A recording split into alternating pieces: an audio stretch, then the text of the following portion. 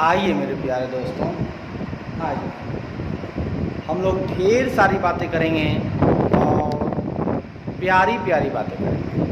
ठीक है दोस्तों? हाँ जी सर, प्यारी प्यारी बातें करेंगे। तो आइए हम लोग कुछ मीठी मीठी और कुछ प्यारी प्यारी बातें करते हैं।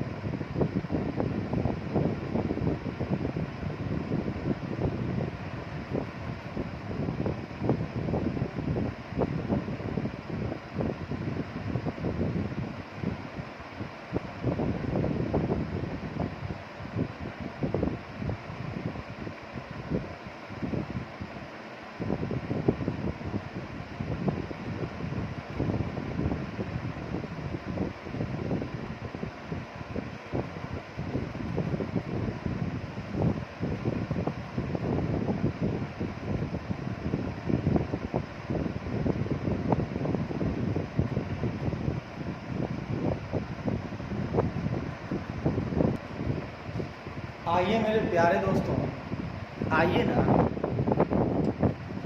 आइए हम लोग मिलकर ढेर सारी बातें करते हैं। और आज हम लोग स्टार्ट करने वाले हैं एकदम कड़क सा, एकदम मीठा सा। और ज़रा फरमाइएगा क्या बातें हैं।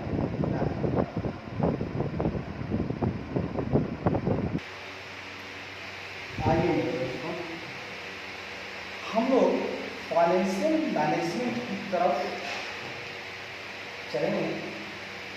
हम लोग उसी तरफ आगे बढ़ेंगे और देखिए कहाँ तक बढ़े। आइए हम आपसे बातें करते हुए कहते हैं आखिर हम कहाँ तक बढ़े। जी ठीक है साहब, बिल्कुल साहब। आइए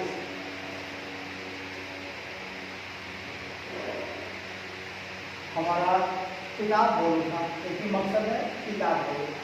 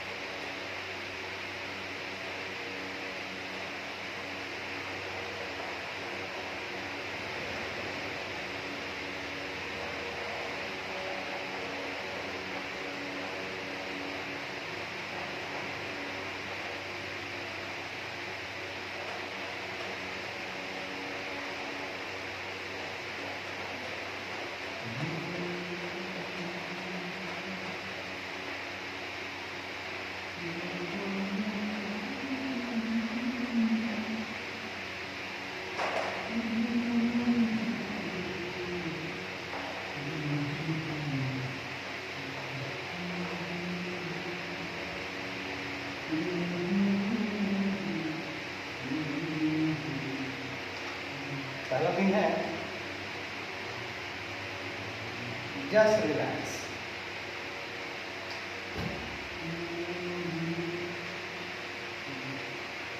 कितने दिनों के बाद मिले हो, जरा बताओ मुझे सनम, इतने दिन तुम कहाँ रहे।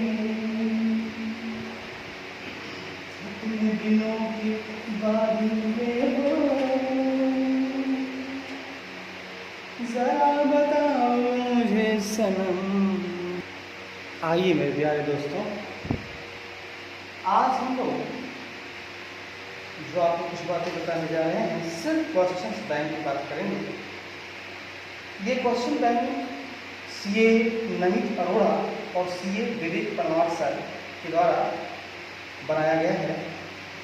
इसके प्रीवियस एग्जाम 100 पेपर्स हैं और हम लोग सिर्फ और सिर्फ उन्हीं चीज़ों पर ध्यान देंगे, यानी सिर्फ क्वेश्चंस और आंसर लिखना है। वजह यह है, है, कि हमारे एग्जामिनेशंस में जो क्वेश्चन पूछे जाते हैं अगर उस पैटर्न का हम लोग अभ्यास अधिक से अधिक कर लें तो ज़्यादा बेहतर होगा हमारे लिए। आगे दोस्तों बात करते हैं, ये है टैक्समैन का टैक्स। फाइनेंशियल मैनेजमेंट का ही है और ये है टैक्समैन टैक्स। आप इसको इस बुक को परचेज भी कर सकते हैं और बाकी हम तैयारी है, एक एक क्वेश्चन इसका हम लोग डील करेंगे। आइए साहब आइए, फाइनेंशियल मैनेजमेंट का जो 50 मार्क के लिए पूछे जाते हैं उसकी मैं बात करूं तो क्या बातें करूं मैं, आइए जो बातें करूंगा बढ़िया बातें।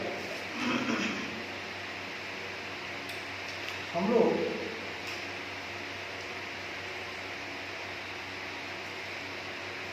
इसका चैप्टर उठा लेते हैं।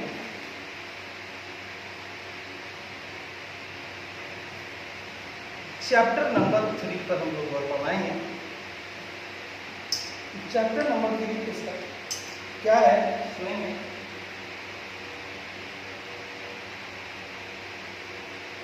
चैप्टर 3 है आपका financial analysis and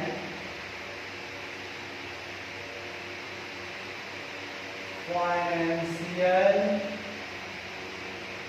analysis and planning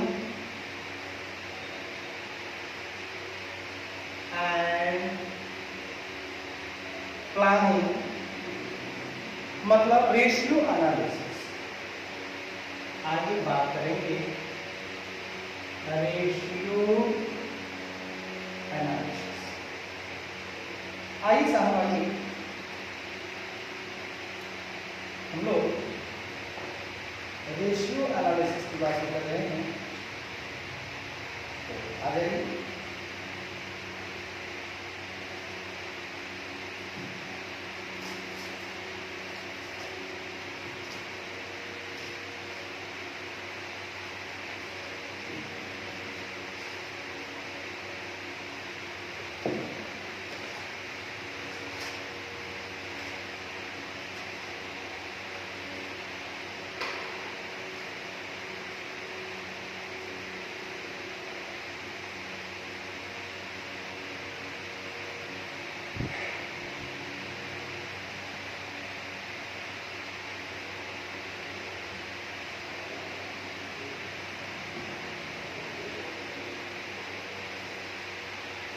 आइए साहब इसमें सबसे पहली बात हम लोग सीखेंगे फाइनेंशियल या अकाउंट रेशियो। क्या सीखेंगे हम लोग? फाइनेंशियल या अकाउंट रेशियो होता क्या है इसकी चर्चा करेंगे। पहली लिखिएगा, पहली बात फाइनेंशियल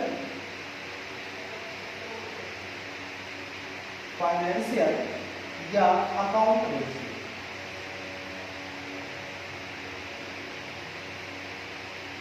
कहता है भाई साहब, a ratio is defined as the indicated quotient of two mathematical expression.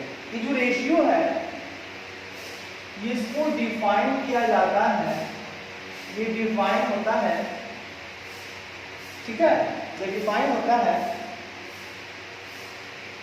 कैसे है ना, ये है, ये इंडिकेट करता है ना, इसको डिफाइन हम लोग करते हैं कैसे,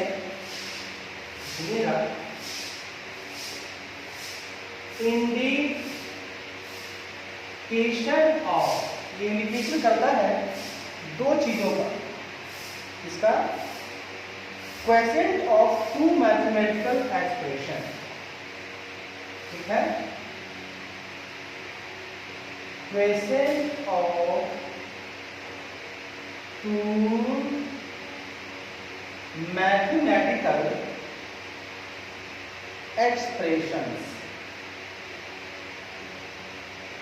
सर ये क्या बोला आपने? देखिए, दो मतलब अगर रेशियो आप निकालने चलते हो तो ये आपको सूचित करता है कि भैया आपको दो क्वेश्चन मैथमेटिकल एक्सप्रेशन दिखाना होगा, मतलब question of two mathematical expression, मतलब दो आपको भागफल, ठीक है, वो भी जो गणितीय एक एक्सप्रेशन हम करेंगे, मैथमेटिकली एक्सप्रेस करेंगे, ठीक है, और उसमें दो भागफल लेंगे, क्वेश्चन दो लेंगे। And as the relationship between two और मोर थिंग्स, और इसमें क्या होगा कि दोनों के बीच, है ना, बिटवीन टू और मोर थिंग्स, दो या उससे अधिक चीजों के बीच रिलेशनशिप दिखाया जाएगा। इसमें क्या होगा? रिलेशनशिप बिटवीन टू और मोर थिंग्स, मतलब दो या कुछ अधिक जो चीजें होंगी उनके बीच एक रिलेशन होगा। ऐसे ही आप दो नहीं ले रहोगे, दोनों के बीच कुछ रिलेशन होना चाहिए, बिना रिलेशन के आप रेशियो नहीं निकाल सकते हो, ठीक है, एक रेशियो रिलेशन तो होना ही चाहिए, है ना। अब आप बताइए ना, रिलेशन का मतलब थोड़ा उसका आपस में कनेक्शन होना चाहिए, बिना कनेक्शन का रेशियो निकालना तो स्वाभाविक गलत चीज है। तो कहता है रेशियो मीन्स फाइनेंशियल रेशियो या अकाउंटिंग रेशियो। देखिए यहाँ पर रेशियो का मतलब होता है, मतलब बोले तो मीन्स दो हो सकता है, एक होगा आपका फाइनेंशियल रेशियो और दूसरा अकाउंटिंग रेशियो। एक होगा आपका फाइनेंशियल रेशियो और दूसरा होगा आपका अकाउंटिंग रेशियो। दो तरह का रेशियो हो सकता है, एक तो फाइनेंशियल रेशियो और दूसरा accounting ratio. Which is a mathematical expression of the relationship between accounting figures। इसमें क्या होता है, ठीक है ना, रेशियो है, ये क्या होता है, ये दोनों रेशियो की बातें बता रहा हूँ। ये कहता है रिलेशनशिप बिटवीन अकाउंटिंग फिगर्स, ठीक है, हाँ,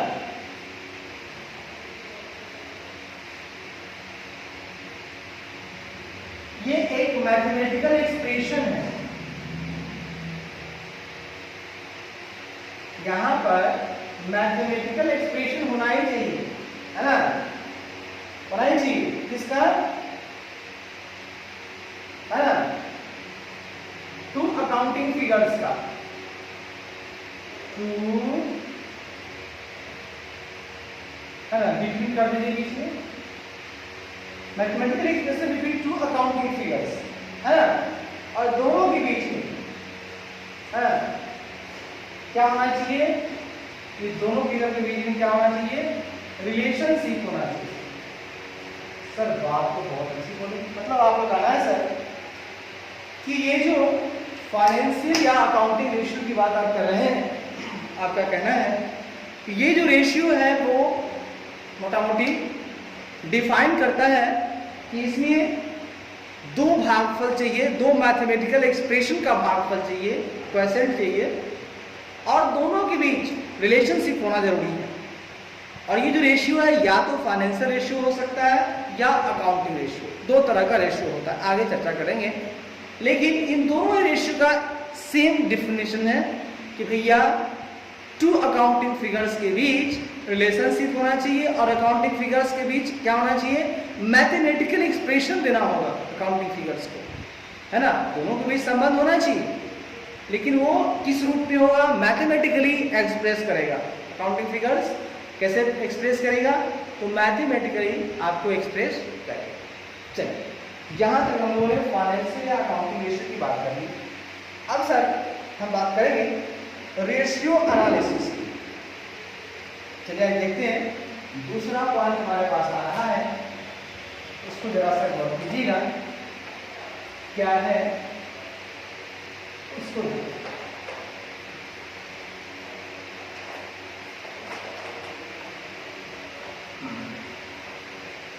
दूसरे पॉइंट पर जब डालते हैं तो हमें पता चलता है कि मालूम करना है हमें रेशियो एनालिसिस।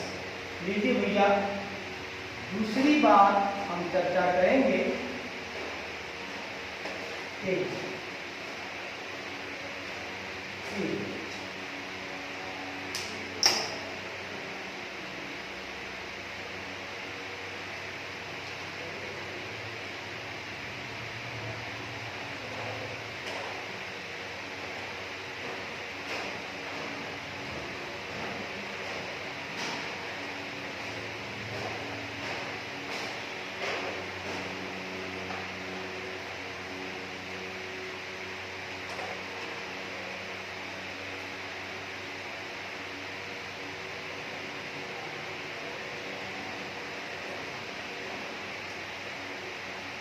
दूसरी बात करेंगे हम लोग रेशियो एनालिसिस की।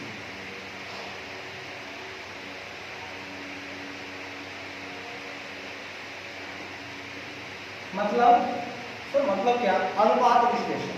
ठीक है भैया, आइए बात करेंगे अनुपात विश्लेषण। देखिए क्या है ये, समझ। कहता है ratio analysis is a relationship, ये वही बात है, यह भी एक रिलेशनशिप है। अगर हम इसकी बात करेंगे, ये क्या है? Is a relationship.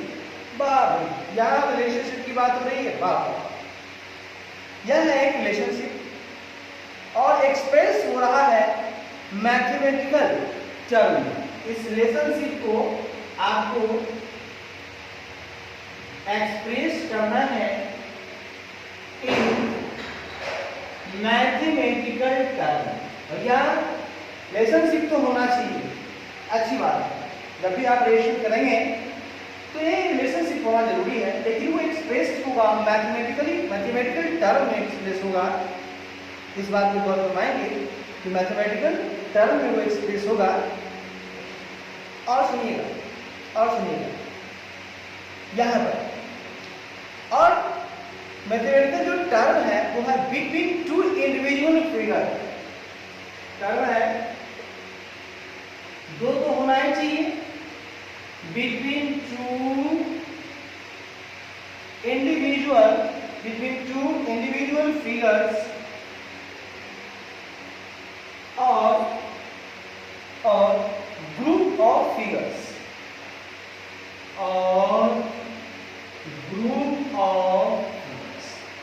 मतलब फिर समझिएगा, ये कह रहा है कि रेशियो एनालिसिस भी एक रिलेशनशिप है। कहां है?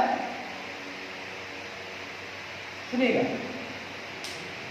अगर हम रेशियो एनालिसिस की भी बात करते हैं तो वहां पर भी वही सवाल आ रहे हैं कि यह भी एक क्या है, तो ये भी एक भाई साहब रिलेशनशिप है, और ये इसमें भी मैथमेटिकल टर्म ही चाहिए, और बिटवीन टू इंडिविजुअल फिगर तो होना ही चाहिए। तभी तो भैया उसमें हम जोड़ कर देखेंगे, हम उसको संबंध बताएंगे। संबंध कब होता है? जब दो व्यक्ति होंगे तब क्यों संबंध बनेगा।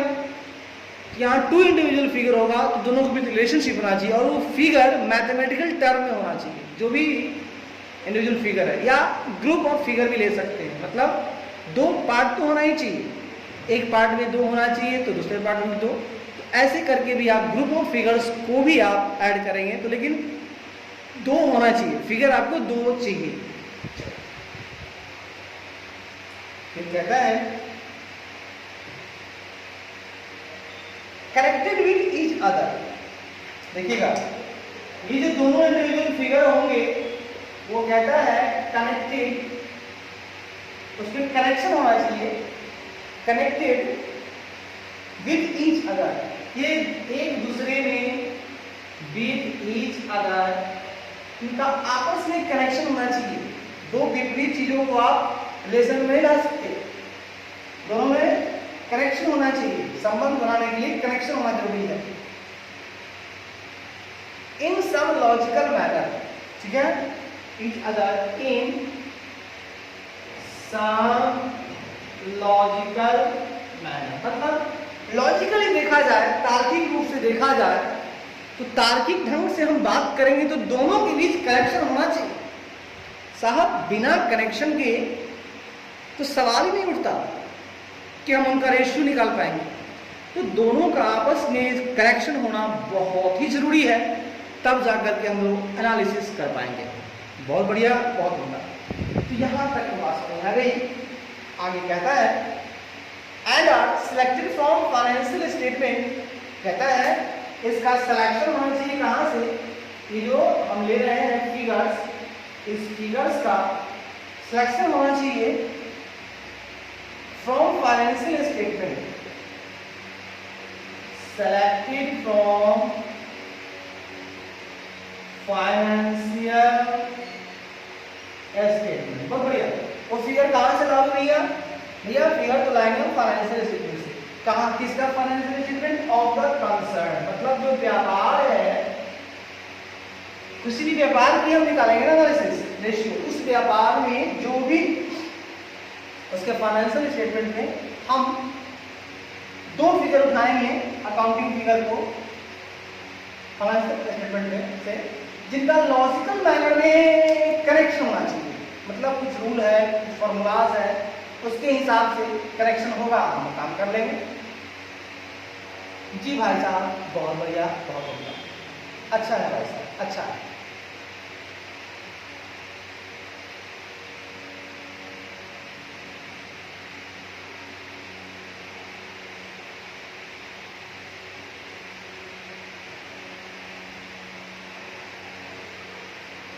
आगे कहता है, देखिए, और हम इसको क्यों लेते हैं, व्यापार से जो फिगर को क्यों लेते हैं, रेशियो एनालिसिस क्यों करते हैं, ताकि to draw conclusion about the performance, to draw conclusions about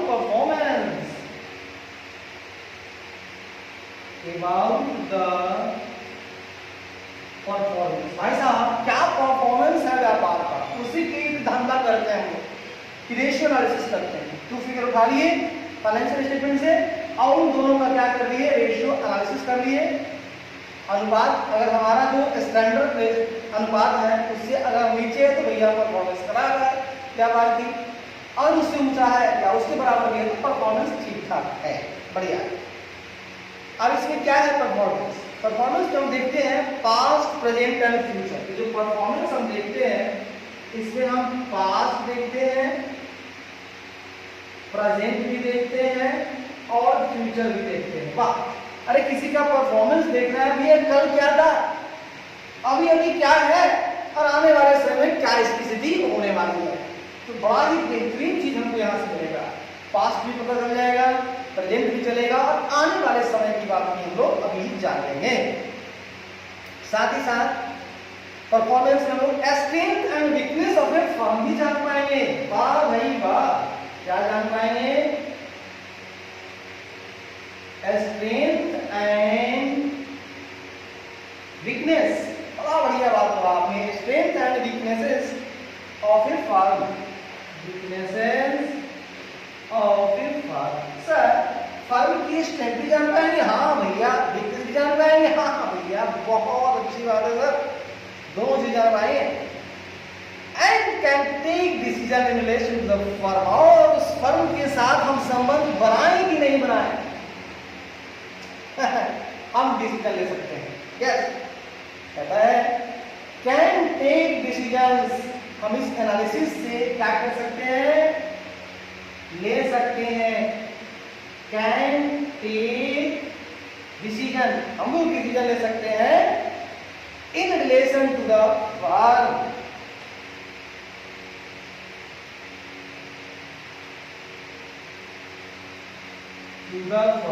वही बात, तो जो फर्म है जिसका हम लोग निकाल रहे हैं, अब हमको संबंध बनाना है कि नहीं, मतलब हम डिसीजन ले सकते हैं उस फर्म के संबंध में, हम डिसीजन ले सकते हैं कि भैया उसकी हालात कैसी है, अगर मुझे उस फर्म में कुछ पैसे लगाने हैं और मैं हूँ इन्वेस्टर, तो मैं इस रेशियो एनालिसिस से पता लगा लूंगा कि भैया मैं इस व्यापार में जाऊं या नहीं जाऊं, इस फर्म को खरीदूं या ना खरीदूं, या मदद करना हो, एक्विजिशन करना हो, कुछ भी करना हो, तो उसके पहले हम लोग पूरी तरह से बुद्धिमत्ता हमारे अंदर आ जाती है कि मैं क्या करूं। वाह भाई वाह, बहुत बेहतरीन, बहुत उम्दा।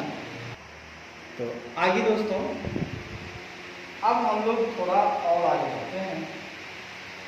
हाँ सर, आइए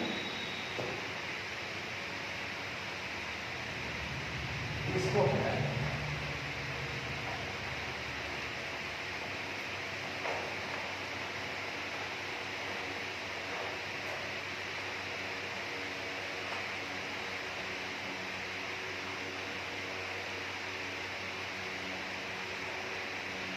अगला सवाल उठ रहा है, टाइप्स ऑफ रेशियोज। देखिए हम लोग बात करते हैं टाइप्स ऑफ रेशियोज की बात करते हैं।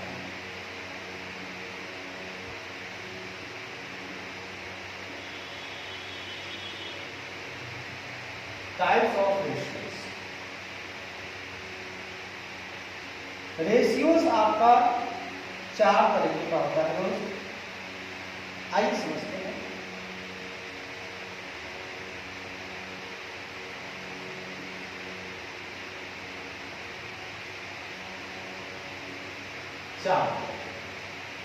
सबसे पहला रेशियोज का नाम है दोस्तों, सर क्या नाम है, क्या नाम है ना, क्या जानना चाहते हैं सर, क्या नाम है? बढ़िया है सर, अभी नाम की चर्चा करते हैं।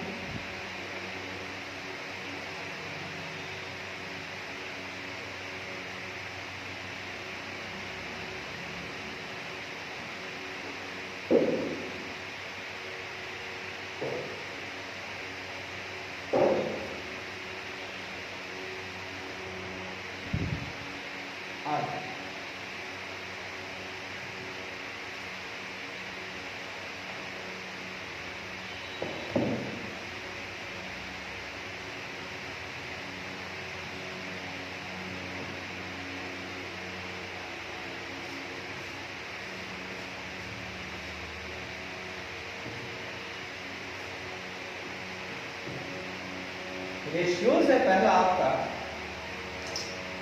सुनिएगा गौर से, profitability ratios. Profitability ratio, sir बहुत अच्छी बात है, यस सर। ये जो प्रॉफिटेबिलिटी रेशियो है कहता है यह ratio are used, these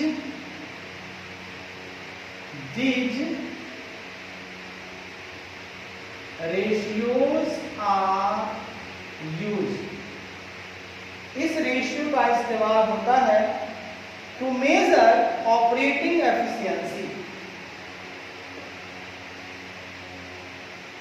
to measure operating efficiency.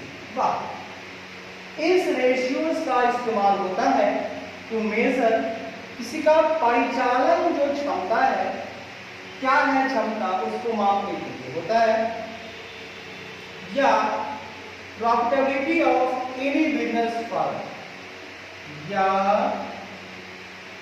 Profitability of any business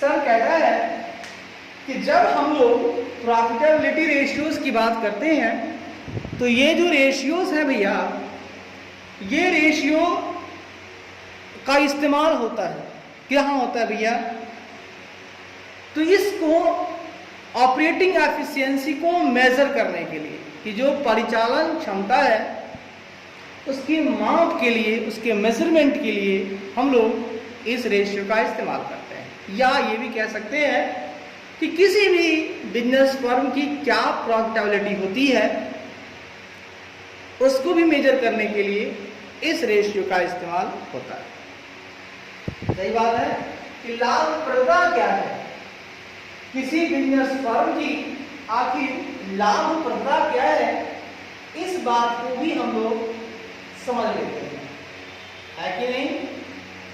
हाँ जी भाई साहब, है कि नहीं? बिल्कुल भाई साहब।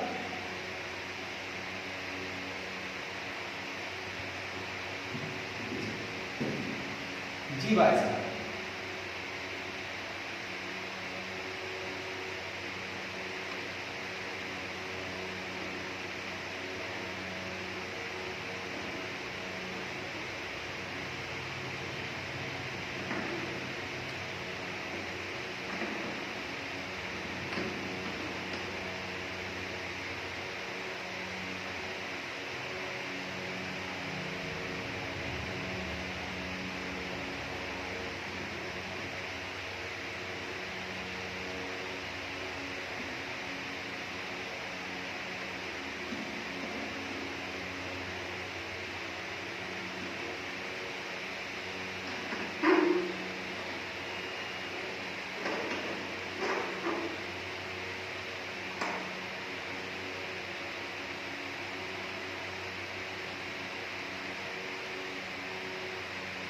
हाँ जी भाई साहब।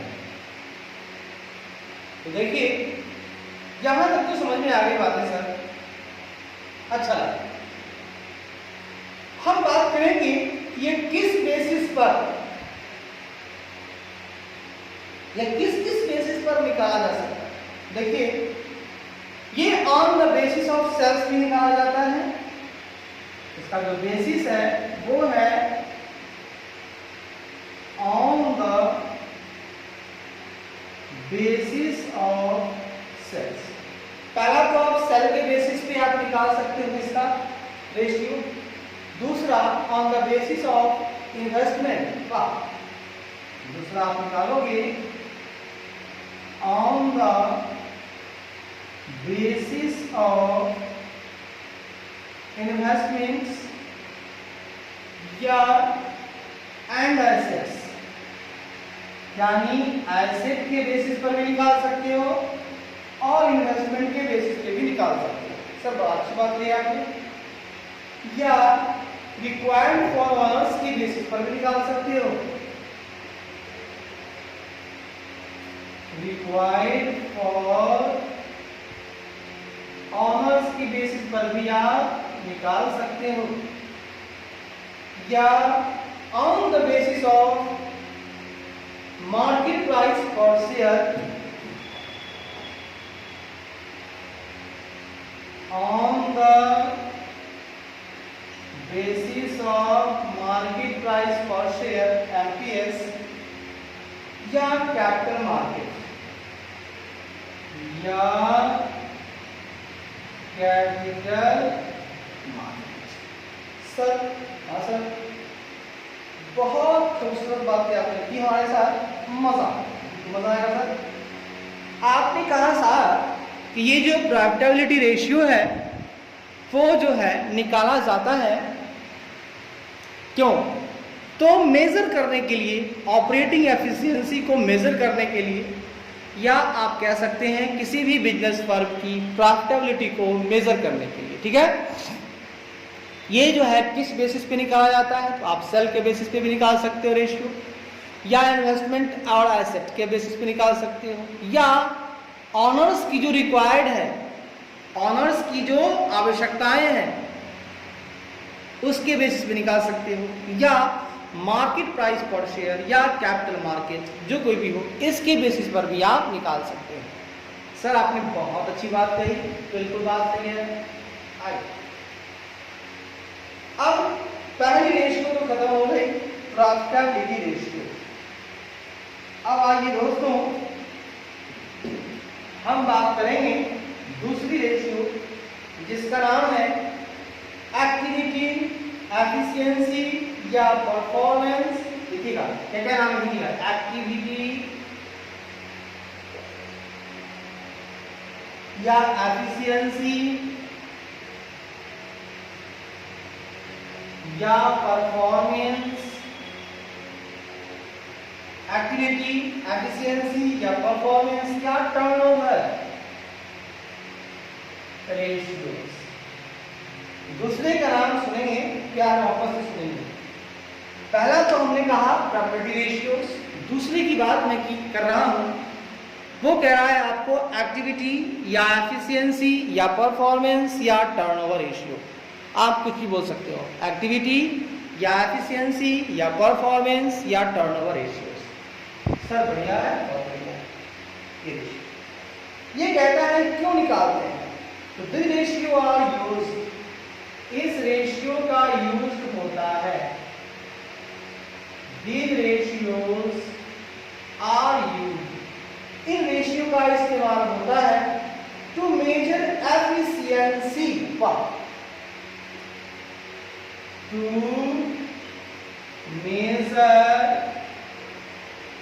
To measure efficiency with which company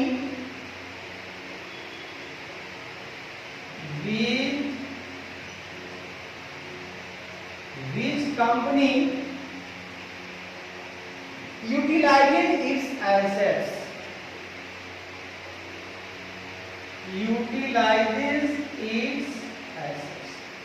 प्यारे मित्रों, मेरे प्यारे मित्रों, इस बात को समझिए, हमने जो दूसरी रेशियो बताई एक्टिविटी या एफिशिएंसी, एक्टिविटी या एफिशिएंसी या परफॉर्मेंस या टर्नओवर, जो दिल करे आप नाम बोलो, एक्टिविटी या एफिशिएंसी या परफॉर्मेंस या टर्नओवर, इनका इस्तेमाल होता है एफिशिएंसी को मापने के लिए। हाँ, कैसी efficiency? With which company utilises its assets, मतलब हम जिस फर्म की एफिशिएंसी निकालते हैं और अगर उस कंपनी की, है ना, उसकी एसेट को दूसरी कोई कंपनी इस्तेमाल करती है ना, मतलब नहीं समझे आप, दूसरी कंपनी नहीं, सॉरी, कहता है विथ विच कंपनी जो है अपनी एसेट को जो इस्तेमाल करती है, तो एसेट के इस्तेमाल करने से उसका परफॉर्मेंस क्या है, वो बेहतरीन काम कर रही है क्या, तो उसकी एफिशिएंसी को अगर हम जांचना चाहते हैं, वो अपनी एसेट को इस्तेमाल कर रही है, उससे उसका विकास हो रहा है, वो डेवलप कर रहा है, वो बढ़िया काम कर रहा है कि नहीं, उसके लिए मुझे एक्टिविटी या एफिशिएंसी या परफॉर्मेंस या टर्नओवर रेशियो निकालना पड़ेगा भाई साहब। बढ़िया है भाई साहब। अच्छा, उसके बाद हम अगर बात करेंगे, मेरे पास आ जाता है लिक्विडिटी रेशियोज या शॉर्ट टर्म सॉल्वेंसी रेशियो। ये क्या है सुनिएगा, लिक्विडिटी या रेशियोज या शॉर्ट टर्म, लिक्विडिटी रेशियोज या short term solvency ratios. Sir ये तो बहुत अच्छा नाम बोले आपने। हाँ भैया, पहला बोला प्रॉपर्टी रेशियोज, दूसरा हमने बोला activity performance turnover efficiency ratios, तीसरा हमने बोला लिक्विडिटी रेशियोज या short term solvency ratios.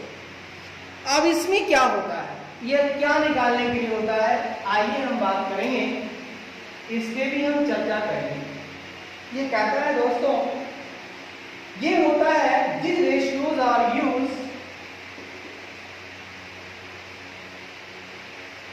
these ratios are used to measure short-term solvency, to measure short-term solvency of the firm। Sir ये क्या बात है? बातें जो भी हुई अच्छी हुई, बताता हूं क्या बात है। देखिए कहता है कि जब हम लोग निकालते हैं किसी भी फर्म का लिक्विडिटी रेशियो, तो इससे पता चलता है कि फर्म जो है ना, उसकी देने की क्षमता, सॉल्वेंसी होने की क्या क्षमता है, मतलब वो सॉल्वेंट है ना, मतलब उसको पे करने की क्या क्षमता है, दिवालिया तो नहीं हो जाएगा ना वो, उसको जिसे पे करना है, अगर क्रेडिटर्स को पे करना है तो शॉर्ट टर्म में क्या वो पे कर पाएगा, तो उसकी इस क्षमता को जानने के लिए हम लोग लिक्विडिटी रेशियोज या शॉर्ट टर्म सॉल्वेंसी रेशियो निकालते हैं। तो रेशियो हम लोगों ने 3 सीखा। प्रॉफिट रेशियो, तो ये मापता है ऑपरेटिंग एफिशिएंसी को या किसी भी फर्म की प्रॉफिटेबिलिटी को। ये हम लोग सेल के बेसिस पे निकाल सकते हैं, इन्वेस्टमेंट या एसेट के बेसिस पर, मार्केट प्राइस पर शेयर के बेसिस पर या कैपिटल मार्केट के बेसिस पर निकाल सकते हैं। और साथ ही साथ रिक्वायर्ड फॉर ऑनर्स, ऑनर्स से क्या हमारी आवश्यकता है, ऑनर्स की क्या आवश्यकता है, रिक्वायर्ड फॉर ऑनर्स, उसके बेसिस पर भी निकाल सकते हैं। दूसरी बात हमने की एक्टिविटी, एफिशिएंसी, परफॉर्मेंस या टर्नओवर रेशियो, ये निकाला जाता है एफिशिएंसी को मापने के लिए कि भैया वो जो कंपनी है अपनी एसेट को इस्तेमाल अगर कर रही है तो उसकी क्या क्षमता है, बेहतर काम कर रही है या नहीं। तीसरा लिक्विडिटी रेशियोज या शॉर्ट टर्म सॉल्वेंसी रेशियोज, ये कहता है ये जो रेशियो है ये इस्तेमाल किया था इसलिए कि माप सके हम कि जो फर्म हमारी है उसका शॉर्ट टर्म में सॉल्वेंसी क्या है, उसका वो किस टाइप से सॉल्वेंसी को देख रहा है ना, उसको देने की क्षमता क्या है, इस पर चर्चा हम लोग करते हैं। बहुत बेहतरीन, बहुत। चौथा पॉइंट कहता है दोस्तों लीवरेज रेशियोज या long term solvency ratios. Leverage ratios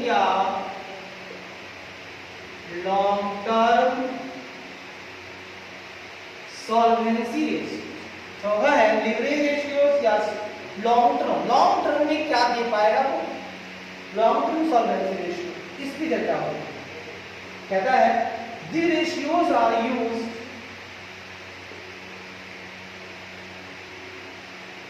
these ratios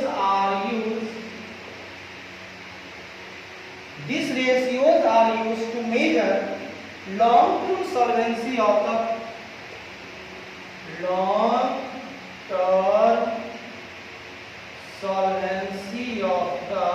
firm। भैया, हाँ भैया, बात तो आप पति की हो रहे हो भैया। अरे भैया उम्र ही हो रही है ऐसी। तो मैंने कहा हम लोगों ने सीखा product ratio, activity, performance, turnover, efficiency ratios, फिर सीखा लिक्विडिटी या शॉर्ट टर्म सॉल्वेंसी। अब सीख रहा हूं लीवरेज रेशियोज या लॉन्ग टर्म सॉल्वेंसी रेशियोज। इसका इस्तेमाल होता है कि फर्म जो है ना, लॉन्ग टर्म सॉल्वेंसी में क्या कर पाएगा। हाँ, यह मापता है लॉन्ग टर्म सॉल्वेंसी। फर्म का लॉन्ग टर्म सॉल्वेंसी क्या है कि लॉन्ग टर्म में जो उसे पे करना है, क्या उसे पे कर पाएगी, क्या क्षमता है, इसको हम लोग मापते हैं। इसको मापने के लिए बेसिस क्या होगा, दो बेसिस हो सकता है। एक तो कैपिटल स्ट्रक्चर रेशियोज, इसमें दो बेसिस है आपका। पहला है capital structure ratios, capital structure ratios पहला हो गया, और दूसरा होता है कवरेज रेशियोज। क्या होता है, कवर कर पाएगा कि नहीं, कवरेज रेशियो। दो तरह का रेशियो यहाँ आपको दिखाते हैं, कैपिटल स्ट्रक्चर रेशियोज और कवरेज रेशियो। तो इस तरह से हम लोगों ने टाइप्स ऑफ रेशियो को सीख लिया। PALL है ना,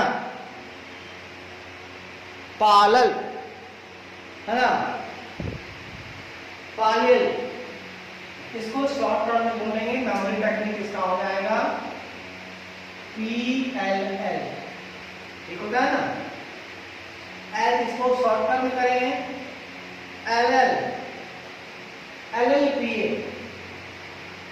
LLPA याद रखिएगा। शॉर्ट टर्म में क्या है memory technique, LLPA। L for liquidity या शॉर्ट टर्म सॉल्वेंसी रेशियो, फिर L से होगा लीवरेज रेशियो या long term solvency ratio, P से होगा आपका प्रॉफिटेबिलिटी रेशियोज, और A से होगा एक्टिविटी, एफिशिएंसी, परफॉर्मेंस या टर्नओवर। चलिए अब आप लोग रोक रोक करके इसको लिख लेंगे तो मजा आ जाएगा। ठीक है जी, हाँ भाई साहब।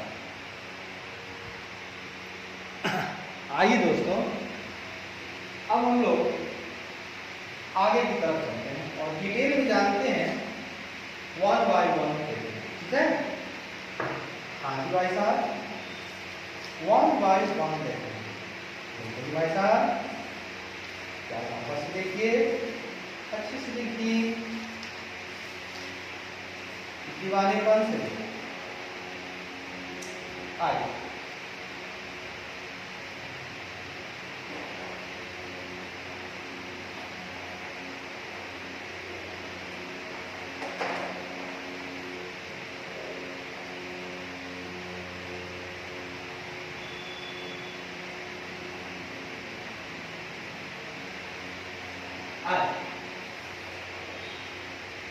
अब हम लोग चर्चा करेंगे, भाई क्या चर्चा करेंगे, चर्चा करेंगे हम लोग दोस्तों प्रॉफिटेबिलिटी रेशियोज के बारे में। अब जो चर्चा होगी सिर्फ और सिर्फ फोकस करेंगे हम लोग प्रॉफिटेबिलिटीज रेशियोज, लाभप्रदता विश्लेषण की बात करेंगे, अनुपात की बात करेंगे। कहता है द प्रॉफिटेबिलिटी रेशियोज मेजर्स, ये जो रेशियोज है वो मापता है, क्या मापता है, द प्रॉफिटेबिलिटी और the operational efficiency, measures the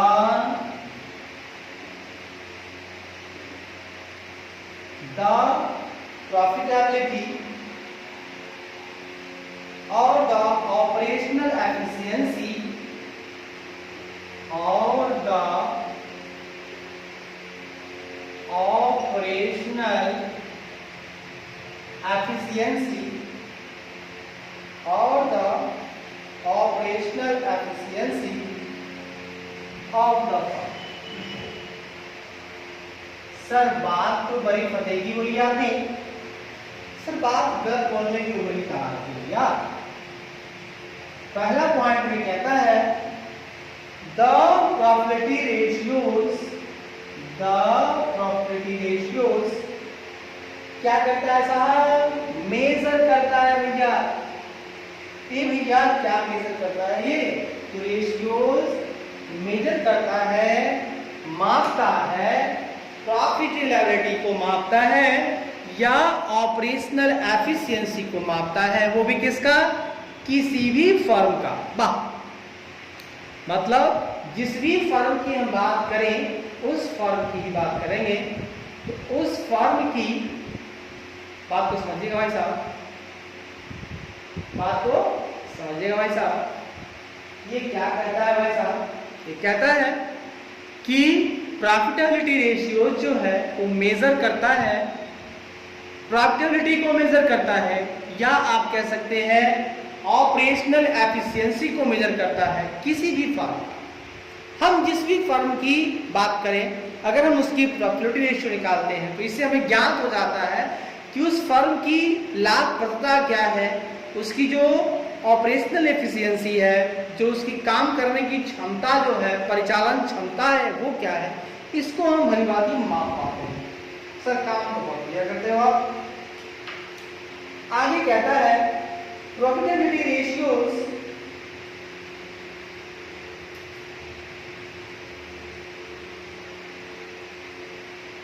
आगे बात करेंगे तो कहता है profitability ratios are broadly classified in 4 categories. वाह भाई वाह, अगर हम बात करें तो profitability ratios are profitability ratios are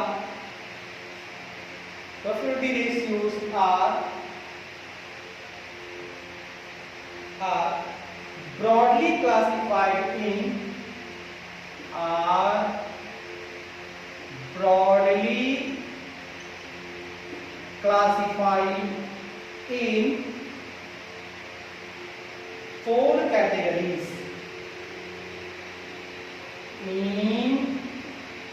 four categories। Sir हाँ सर, अब हम बात करेंगे कि अगर हम प्रॉफिटेबिलिटी रेशियोज की बात करें तो ये जो रेशियोज हैं उनको हम ब्रॉडली देखें, विस्तृत रूप से देखें तो ये इनको 4 कैटेगरी में, 4 श्रेणी में इनको क्लासिफाई, वर्गीकरण किया गया है। वाह, कि 4 विस्तृत रूप में, 4 विस्तृत वर्ग में इनको जो है, कैटेगरीज में इनको जो है वर्गीकरण इनका किया गया है। ठीक है, तो 4 श्रेणी में इनको वर्गीकृत किया गया है प्रॉफिटेबिलिटी रेशियो। अब बात करेंगे वो 4 है क्या, आइए देखते हैं। तो कहता है पहली बात प्रॉफिटेबिलिटी रेशियोज रिलेटेड टू, अब देखिएगा प्रॉफिटेबिलिटी रेशियोज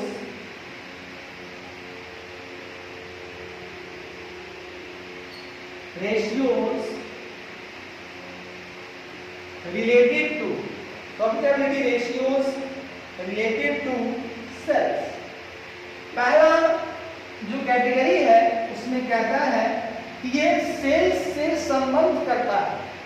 हम जब रेशियो निकालते हैं तो उसका सेल्स से संबंध जोड़कर निकालते हैं।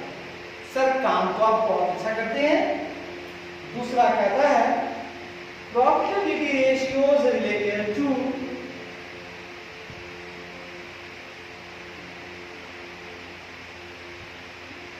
ratios,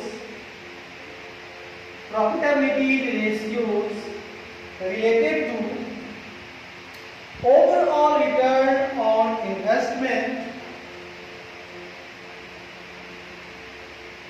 overall return on investment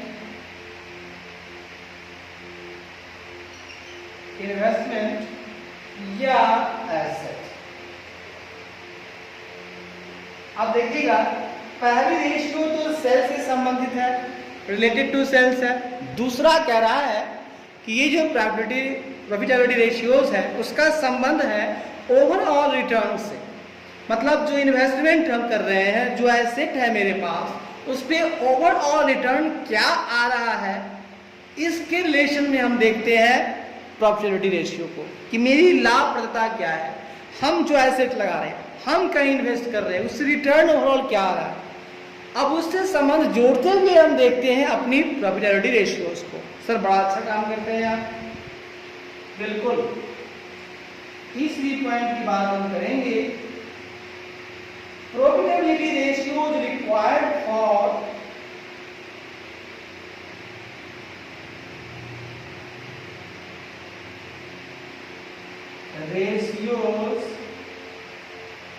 profitability ratios required for analysis from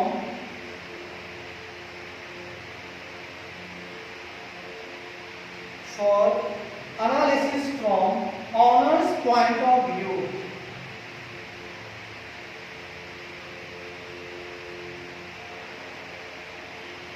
honours point of view. Sir ji क्या बात देखिए भैया, हम तीसरी जो बात कर रहे हैं, ये जो प्रॉफिटेबिलिटी रेशियो है जो पहले भी चर्चा किए हैं, ये रिक्वायर्ड है, ये एनालिसिस करना चाहता है कि ऑनर्स के पॉइंट ऑफ व्यू से क्या रिक्वायर्ड है, कौन कितना प्रॉफिटेबिलिटी रेशियो रिक्वायर्ड है और क्या मिल रहा है, ये भी जानकारी हमको मिल जाती है प्रॉफिटेबिलिटी रेशियो से।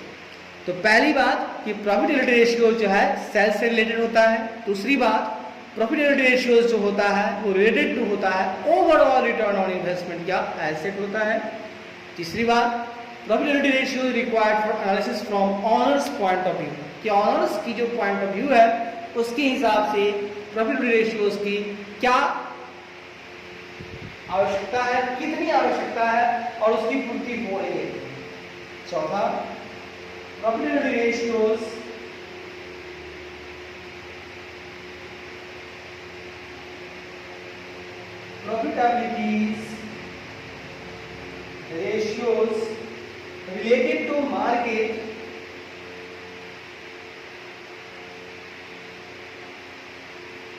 related to market या valuation या investors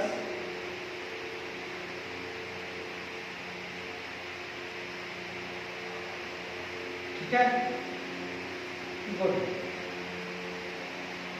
तो हम लोगों ने क्या सीखा चौथे पॉइंट में, ये कहता है कि प्रॉपर्टी रेशियोज जो है वो रिलेटेड टू मार्केट या वैल्यूएशन या इन्वेस्टर्स, जो भी है तीनों में से, मतलब मार्केट से रिलेशन करके निकालते हैं प्रॉफिटेबिलिटी, वैल्यूएशन करते हैं हम, और उससे अगर हम किसी चीज़ का वैल्यूएशन करते हैं, मूल्यांकन करते हैं, तो चेक करना होगा कि मेरा क्या प्रॉफिटेबिलिटी है।